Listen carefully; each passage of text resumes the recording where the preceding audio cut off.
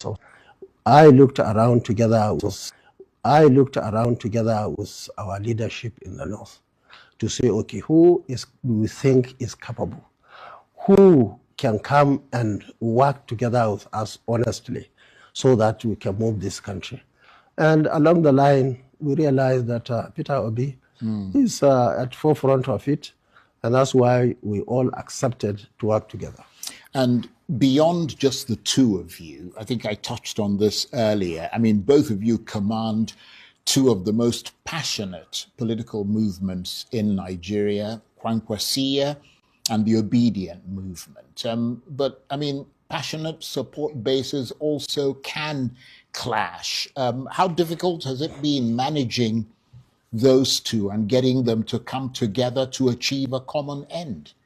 You see, even before we say a word, they are all working together. And of course, together, they created what they call OK.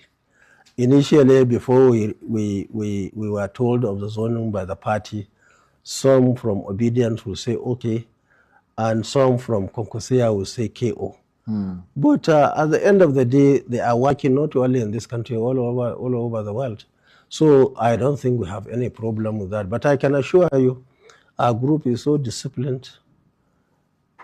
Our group is such that you can't hear any serious negative issue from their side. I believe Obedience are the same.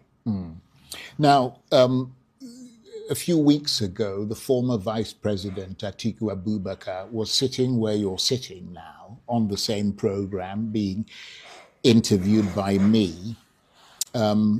He remains politically active within the ADC orbit, but he seemed to think that your command of votes in Kano, the Kano area, had been split.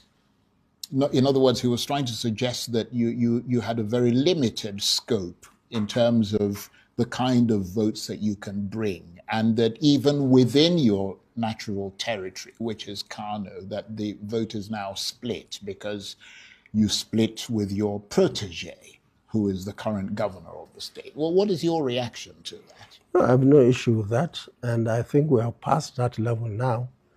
We are in NDC, and for now, I know they are in ADC.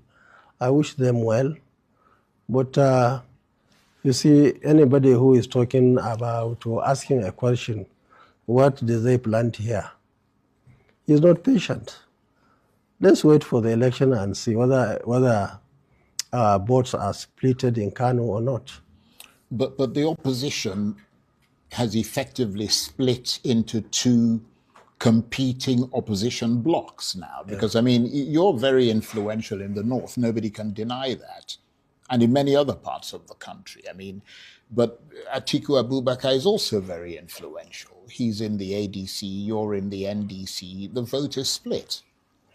Now, we may still work together before the election. You see, I personally, and I think even Obi himself, decided to leave ADC not because we are fighting with Atiku or anybody there. We decided to leave that party because we realized that there are some issues. As it stands now, they have three major issues, which we believe from our own side are very difficult to resolve and field candidates. Now, people have to be flexible. You have to work. This is our time. And whatever advantages and disadvantages that are on the ground, you have to look at them. So mainly, we decided to leave the party because of those issues. And whether they will be able to field candidates in that party or not is just a matter of time. It will come and pass. So it's not like we had the primary election. This is not the first time. If we had stayed to have primary election with our leader, Atiku Abubakar. I remember in 2015, we had primary in Lagos.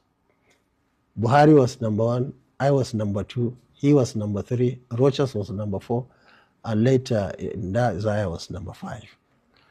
There was an election again in 2019 in Port Harcourt.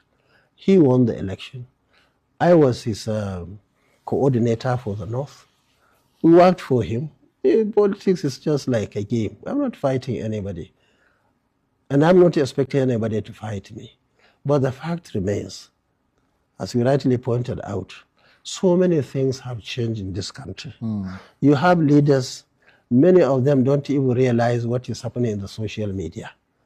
We have leaders who hardly have any contact with the young men and women.